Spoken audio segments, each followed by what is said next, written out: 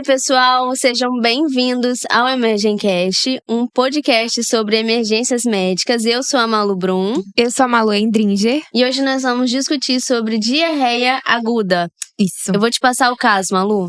Malu, a nossa paciente é a Roberta. A Roberta tem 35 anos, ela não tem nenhuma comorbidade. Ela trabalha numa creche, o qual ela relatou que alguns dias atrás, algumas crianças iniciaram um quadro de diarreia e agora ela se apresenta dessa forma. Ela disse que a água da creche estava um pouco estranha. Entendi.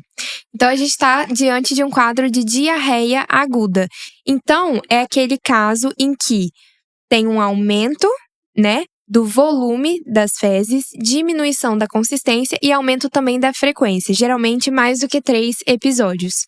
E como é um quadro agudo, a duração também é menor do que 2 semanas. Excelente, Malu. Então, você já trouxe pra gente que, além da definição da diarreia, existem as definições quanto à temporalidade, né? Então, a diarreia aguda é exatamente essa definição que você trouxe, né? Então, uma diarreia com uma duração menor do que 14 dias. Isso. Já a diarreia persistente, ela tem uma duração maior ou igual a 14 dias e menor ou igual a 30 dias. Já a diarreia crônica, ela é uma duração maior do que 30 dias. Então, quanto à duração, esses conceitos a gente precisa ter em mente. Agora, outros conceitos que a gente também precisa trazer à tona é, por exemplo, a disenteria, o que é? Então, vamos aprender a diferenciar um do outro, né? Muito Porque importante. isso vai fazer muita diferença lá na frente quando a gente for falar sobre o tratamento. E nas questões também, né, que a gente gosta de abordar isso aqui, sobre as questões de residência, enfim, das provas, né, no âmbito da medicina, é sempre importante a gente ter esses conceitos em mente. Sim. Então, a disenteria, ela é uma diarreia com sangue visível, né? Já a hematoquesia, ela é a presença de sangue vivo nas fezes. Então, tá vendo a diferença? Né? Geralmente, a hematoquesia, ela está relacionada com o sangramento do trato inferior, né? Já a melena, ela é o quê? É a presença de sangue digerido nas fezes, né? Então, vai ter o quê? As fezes vai ser escura, né? Com esse padrão alcatroado, com um odor muito marcante, muito né? forte. Diz que quem já presenciou uma melena nunca mais esquece Não como esquece. que é, né? Já o tenesmo é a sensação persistente e dolorosa de evacuar. Já que você trouxe a classificação quanto ao tempo, a gente podia puxar, então, quanto a diarreia alta ou baixa e diarreia inflamatória ou não. Então, quando a gente fala de uma diarreia alta, seria ali antes do ângulo de Treitz. Então, é aquela diarreia de alto volume, a frequência é um pouco menor. Geralmente, a gente tem a presença de restos alimentares também. E a diarreia baixa, geralmente, ela é a parte do intestino grosso, né? Então, é aquele tipo de diarreia que você vai várias vezes ao banheiro, mas com uma menor quantidade. E pode ter a questão do puxo, da urgência, do tenesmo. Geralmente, é mais relacionada a muco, pus, sangue. E quanto à inflamatória ou não, a diarreia não inflamatória geralmente são fezes mais aquosas, mais volumosas, sem a presença de muco, pus, sangue, sem o paciente estar toxemiado, febril. E a inflamatória é o contrário. Então, você tem presença de muco, pus, sangue e o paciente pode estar febril. Perfeito. Então, você trouxe aí bem claro essa classificação quanto à localização, né? Pra gente poder já ir aprender a diferenciar.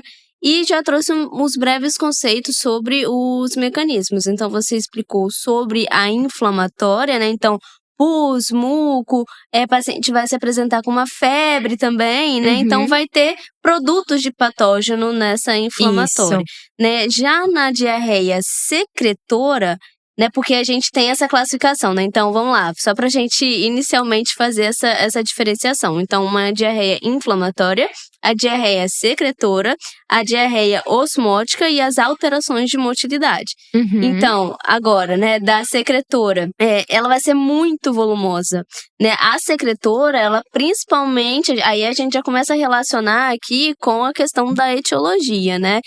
Então, ela tem a ver com as toxinas. né? Então, o paciente ele vai ingerir algum alimento ou tomar alguma água que ela já vai ter ali, né, as toxinas prontas, né? Então, o tempo de evolução é curto. Já o paciente com uma diarreia osmótica, ela tem uma melhora com jejum, enquanto a secretora, ela não tem uma melhora com jejum, né? Até porque, se você for parar para poder entender, né? Vamos falar aqui, então, sobre osmótica e a gente junta os conceitos. Na osmótica, ela tem a ver com a alimentação. Então, por exemplo, o paciente intolerante à lactose, sabe? Então, se esse paciente ficar em jejum, ele não vai ter essa apresentação.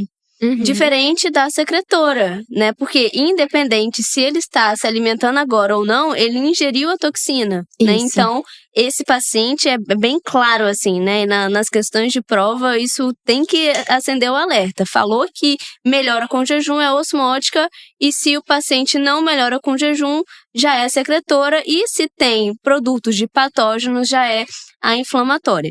Então, das etiologias, o que pode ficar marcado, assim, de primeira impressão, se for para você poder lembrar a principal causa é a E. coli enterohemorrágica, né, quando a gente fala sobre a inflamatória, e a E. coli enterotoxigênica, né, ali na secretória. E na osmótica seriam essas outras causas que a gente citou. Agora, falando um pouco de quadro clínico, anamnese, sempre é importante a gente destrinchar perfeitamente o que aconteceu nesse período. Então, há quanto tempo começou, os sintomas associados, se está com alguma dor abdominal, se está com vômitos também, essa questão de creche, né? Para ver se tem outras pessoas com os mesmos sintomas, se a pessoa tomou algum remédio nesse período, porque alguns antibióticos também podem desencadear diarreia, ou até laxativo, né, a pessoa tomou. E também, Malu, é importante a gente ver questão alimentar. Então, de repente, a pessoa comeu algo mal cozido, ou alguma coisa que ela é intolerante e ainda não sabe. Então, a gente tem que destrinchar bastante. Exato. E outra coisa muito importante é que a diarreia ela pode ser consequência de um quadro também. Então, a apendicite pode dar diarreia, diverticulite pode dar diarreia. Então, a gente tem que pensar também no geral, né? Sempre avaliar o paciente. Isso. Exatamente. Vamos diferenciar do que é causa viral e do que é causa bacteriana, porque, assim, em coisas pequenas a gente consegue diferenciar o que é um do outro, né? Então, já nas causas virais, o início vai ser o quê? Principalmente com vômito. Então, vômito antes das fezes. Enquanto na bacteriana, você tem o quê? Diarreia antes do vômito, né? Já o tipo de fezes, nas virais, ela vai ser aquosa sem sangue. Já nas causas bacterianas, você tem ali a apresentação do muco, do sangue, né? Entre outros, né? Desses produtos de patógeno. Então, no vírus, o vômito ele é muito frequente, enquanto na bacteriana ela pode ocorrer, porém ela é menos predominante. Já no vírus, a febre ela é leve a moderada, enquanto na bacteriana o paciente tem uma febre alta, né? Com mais de 38,5 ali, né? Tipicamente. Então, de diagnóstico diferencial, claro que tem as doenças inflamatórias intestinais, pancreatite, diverticulite, apendicite. A gente tem que eliminar todas essas outras causas, né? Mas, um que eu queria chamar a atenção aqui é a enterocolite por Clostridium, que ela é associada ao uso de antibióticos, principalmente a clindamicina ou as cefalosporinas, né? Mas todos os antibióticos podem causar essa condição. E a principal causa de colite infecciosa nos hospitalizados é por Clostridium. E temos que ter muito cuidado porque passa de paciente para paciente, principalmente pelas pessoas que trabalham. Então, se não fizer a higiene adequada da mão e for examinar um outro paciente, corre esse risco. E o que a gente faz diante desse paciente? A gente tira o antibiótico, né? É a primeira linha. Sim. Se mesmo assim não melhorar, a gente pode tomar vancomicina. Sim, tomar via oral. Então, a gente quebra o vidro e toma, porque ela não vai ser absorvida. A ação vai ser tópica no intestino. Agora, sobre o diagnóstico diferencial, né? Intolerância à lactose, doença de Crohn, doença celíaca, né? Esses são os 3 principais aí. Isso. Né? Sobre os exames complementares. não há uma necessidade de você definir ali qual que é o agente etiológico, né? O paciente já está com aquela apresentação, então o importante é você saber guiar, né? Fazer a conduta correta desse paciente. Porém, existem alguns casos que a gente pede, né, os exames. Então, paciente que tem comorbidades, que estão toxemiados, que tem mais de 6 evacuações líquidas em 24 horas, paciente hipotenso, com hipovolemia, uma diarreia inflamatória é importante. Então, nesses casos, a gente vai pedir o quê? Um hemograma, né, ureia e creatinina e os eletrólitos, né? Então, sódio, potássio, magnésio, cálcio. Isso. Já o exame parasitológico da fezes, a gente pede quando o paciente tem uma apresentação ali maior do que 7 dias, né? Principalmente em alguns grupos, como os homossexuais, né? Quando tem um surto comunitário, né? Por uma fonte de água, quando o paciente apresenta sangue também nas fezes, né? Então, aí se pede o exame parasitológico. Malu, agora nós vamos entrar numa parte muito importante, que é a classificação desse paciente, porque essa classificação que vai determinar o nosso tratamento. Perfeito. Né? Então, nós temos o paciente que ele vai estar ali no grupo A, então o estado geral dele vai estar bem, alerta, os olhos, né, vão estar normais, as lágrimas presentes, né, em relação à sede dele, ele vai beber água normal, né? Então ele bebe normal, ele não tem sede, o sinal da prega vai desaparecer rapidamente e o pulso desse paciente vai estar cheio. Esse paciente é o plano A. Isso. Já o paciente do plano B, o estado geral, ele descreve assim, irritado, intranquilo, porque aqui a gente está utilizando o guia do Ministério da Saúde, tá? Então, são esses planos, só para vocês terem aí como referência também. Então, o estado geral, irritado, intranquilo, os olhos fundos, as lágrimas ausentes. Quanto à sede, ele vai estar sedento, bebe rápido e avidamente, né? O sinal da prega desaparece lentamente e o pulso vai estar rápido ou fraco, né? Então, como que você vai decidir que esse paciente é o plano B? Se ele apresentar 2 ou mais sinais com desidratação, tá? Já o paciente do plano C, o estado geral dele comatoso, hipotônico, os olhos muito fundos e secos, as lágrimas ausentes, a sede bebe mal ou não é capaz de beber, o sinal da prega desaparece muito lentamente, né, com mais de 2 segundos, o pulso muito fraco ou ausente. Então, como que você vai decidir que esse paciente é do grupo C? Se apresentar 2 ou mais sinais, incluindo pelo menos um dos destacados com asteriscos. Quem que são os que estão destacados aqui com asteriscos? O comatoso hipotônico, né, que é o estado geral, em relação à sede dele, que bebe mal ou não é capaz de beber, e o pulso, que é muito fraco ou ausente. Então, se apresentar 2 ou mais desses 3 sinais que eu falei, ele já é classificado como um grupo C. Isso. Agora, sobre o plano de tratamento, né?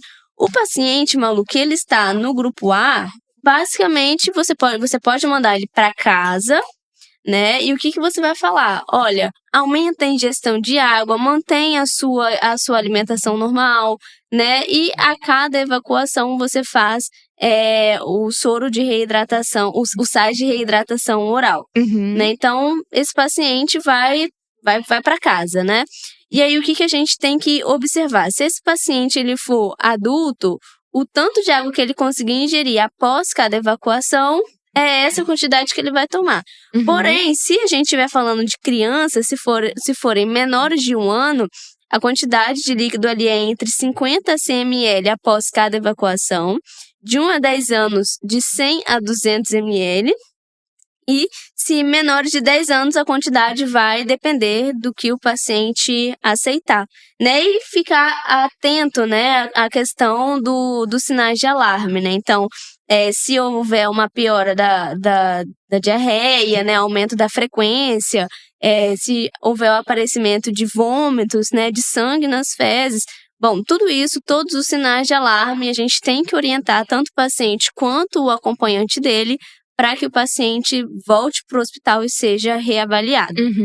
Já o paciente do plano B, ele também vai ser uma reidratação oral, né? Só que agora a reidratação oral dele vai ser com ele aqui, ó, do meu ladinho, eu vendo ele fazer a reidratação. Eu não posso liberar esse paciente, né, depois que ele fizer a reidratação dele aqui. Então, em observação ambulatorial, esse paciente vai ficar, não precisa internar, mas ele precisa ficar aqui tomando oral com eu observando. O que o Ministério da Saúde diz sobre a quantidade, né, é um valor ali entre 50 a 100 ml por quilo para ser administrado entre 4 a 6 horas. Se esse paciente melhorar, eu volto agora para o plano A. Se esse paciente ou tiver uma piora, agora eu vou para o plano C. Agora, Malu, nós vamos para o plano C. O que nós vamos fazer? Iniciar a fase rápida. Então, primeiro, soro fisiológico por 30 ml por quilo durante 30 minutos. Em seguida, ringue de lactato, 70 ml por quilo durante 2 horas e meia.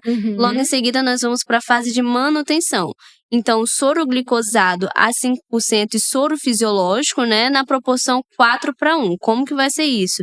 Se o peso desse paciente for de 10 a 20 quilos, nós vamos inferir 100 ml, né, mais 50 ml por quilo de peso que exceder 10 quilos. Já o paciente que tiver o peso acima de 20 quilos, nós vamos fazer 1.500 ml, né, mais 20 ml por quilo de peso que exceder 20 quilos. Já na fase de reposição, aí a proporção é 1:1, né, de soro fisiológico e de ringue de lactato.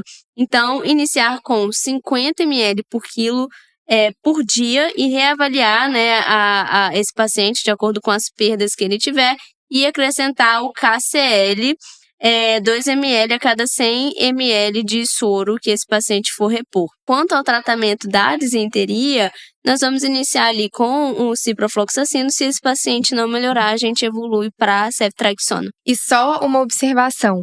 Muitos pacientes, quando iniciam um quadro de diarreia, já vão no uso da loperamida para segurar.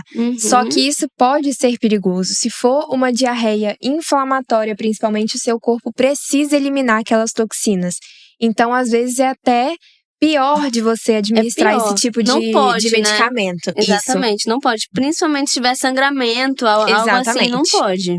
Então, sempre procurar um médico para receber esse tipo de orientação e ver qual que é o melhor tratamento, avaliar também qual grupo que a pessoa se encaixa, se é necessário uma reposição oral, uma reposição endovenosa. Então, sempre procurar ajuda mesmo nesses casos. Exatamente. E aí, Malu, revisamos tudo sobre diarreia? Tudo bem completo, né, Malu? Muito completo. Então, se vocês gostaram, curtam, compartilhem esse vídeo.